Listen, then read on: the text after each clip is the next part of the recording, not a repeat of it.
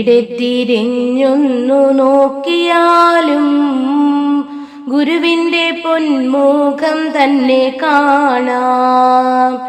എന്നെല്ലാം ശബ്ദങ്ങൾ കേട്ടെന്നാലും ഗുരുവിന്റെ തേൻമൊഴി തന്നെ കേൾക്കാം.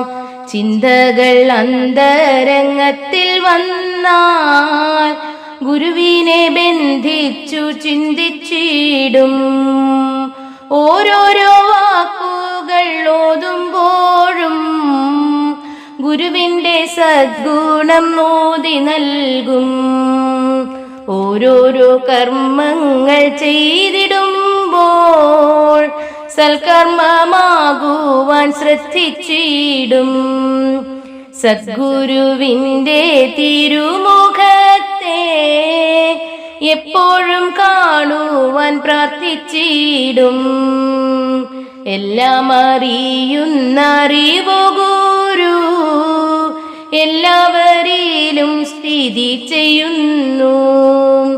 സ്നേഹമായി ബന്ധമായി ആത്മപ്രശോഭയായി ആത്മാക്കളിൽ സദാ വാണിടുന്നു.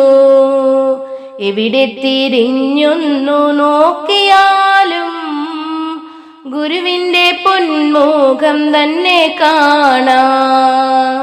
എന്തെല്ലാം ശബ്ദങ്ങൾ കേട്ടെന്നാലും ഗുരുവിന്റെ തേൻമൊഴി തന്നെ കേൾക്കാം.